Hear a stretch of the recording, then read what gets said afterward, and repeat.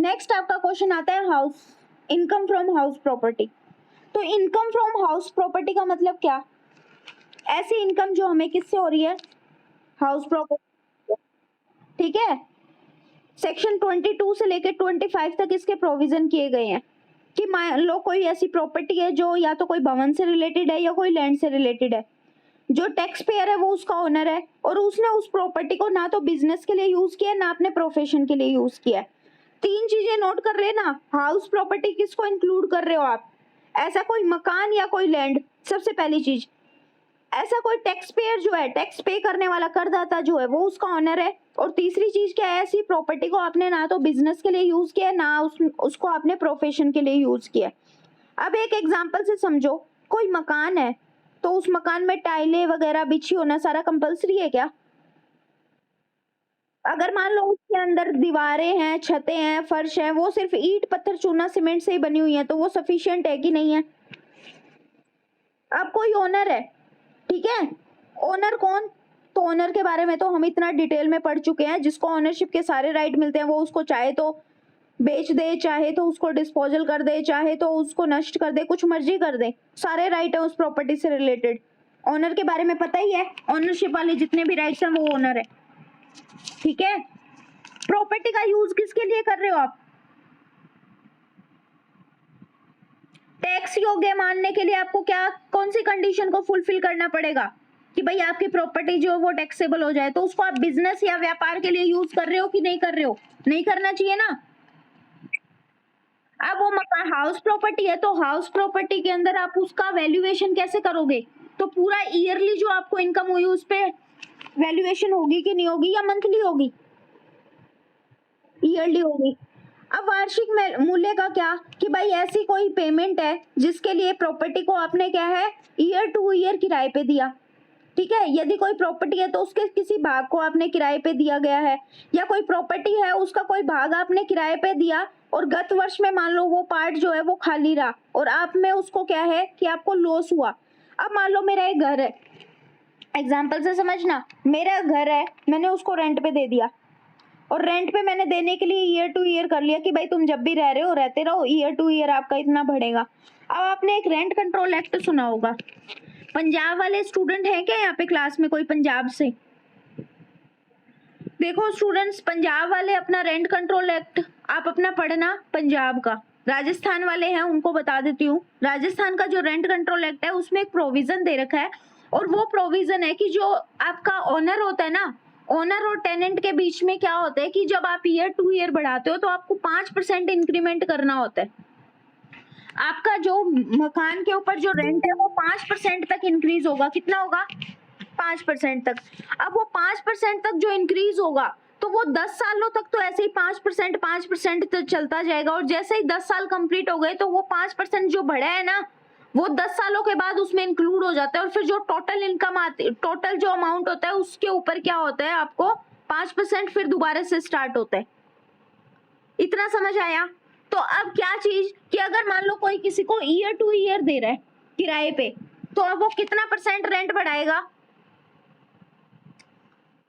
5% बढ़ाएगा। अब वो जब 5% बढ़ा रहा है, अगर मान लो वो ये कह दे कि भाई मैं तो 5% नहीं, मैं तो 6% बढ़ाऊंगा, तो लीगल है कि इलीगल है ये बताओ पहले तो? इलीगल है। इलीगल क्यों है? क्योंकि लॉ के प्रोविजन के अकॉर्डिंग कितना है, 5% है। ठीक है, तो एक तो ईयर टू ईयर का हो गया, एक क्या है कि मैंने आपको कोई मकान था वो किराए पे दे दिया और उस मकान में मेरे 10 कमरे हैं, 10 के 10 कमरे जो है वो फुल थे पिछले साल। ठीक है, गत वर्ष में, क्योंकि गत वर्ष का ही तो असेसमेंट ईयर कर रहे हैं हम, भाई पूरे साल में तुमने कितना कमाया उसी का ही तो टैक्स भर रहे हैं पिछले साल का।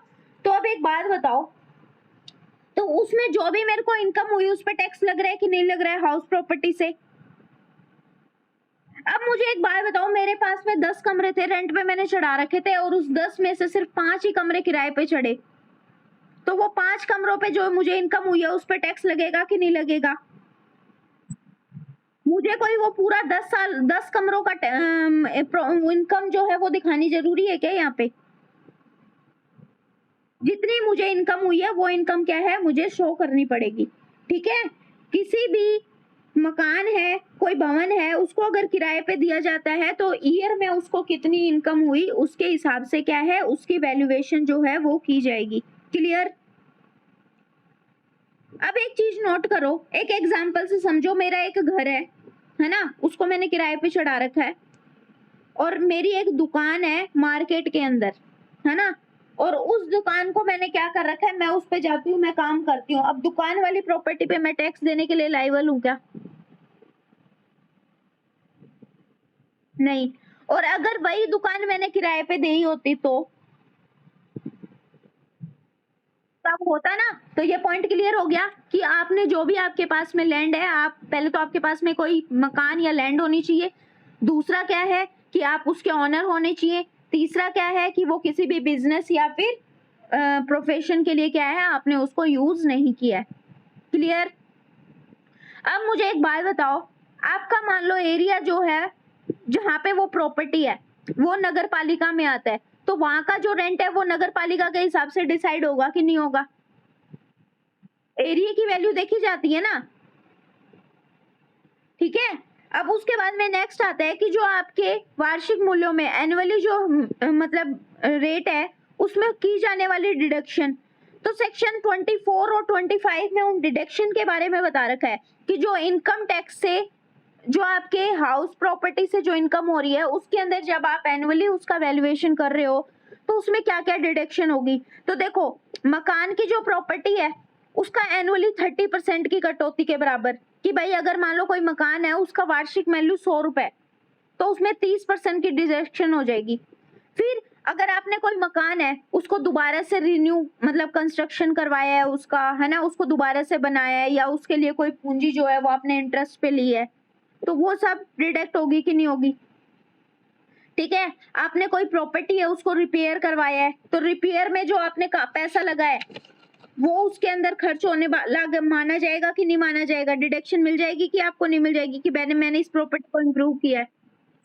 ठीक है। फिर जहाँ पे ब्याज का भुगतान भारत से बाहर किया जाता है वहां ऐसी राशि से जो भी आपको इनकम से कम नहीं किया जाएगा, बशर्ते जो भी ब्याज की राशि से कर की कटौती नहीं की गई हो। ठीक है। फिर जो आपका वित्त अधिनियम है 2001 के पारित होने से पहले टैक्स पेयर द्वारा टेनेंट से किराया वसूल न होने के कारण उस समय 24 के अंतर्गत छूट प्राप्त की गई थी। उसके बाद टैक्स पेयर किराए की राशि से प्राप्त कर लेता था। ठीक है। और ऐसी राशि को प्राप्त होने वाले वर्ष में क्या है, टैक्सेबल जो है वो माना जाएगा।